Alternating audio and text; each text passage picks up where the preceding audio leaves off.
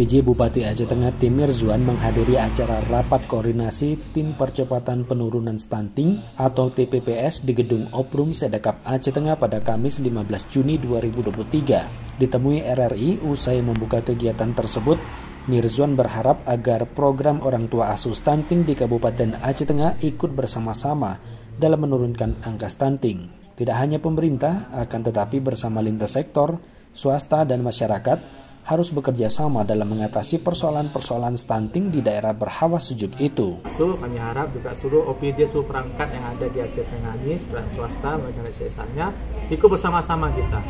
Tidak hanya pemerintah saja, tapi bersama masyarakat.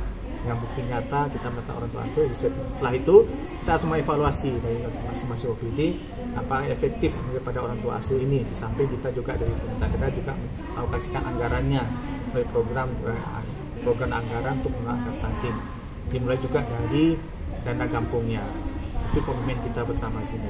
Kita juga pemerintah daerah diakui Mirzuan mengalokasikan anggaran untuk penurunan angka stunting. Demikian pula halnya dengan pemerintah desa diminta untuk memulai mengalokasikan anggaran untuk penurunan stunting.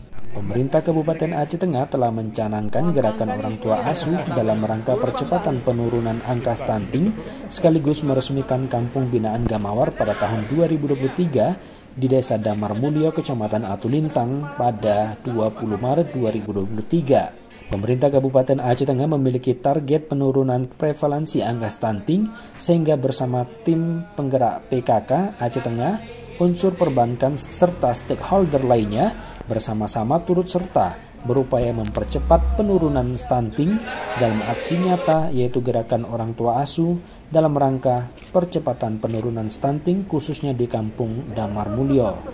Satiran, RRI Takengon melaporkan.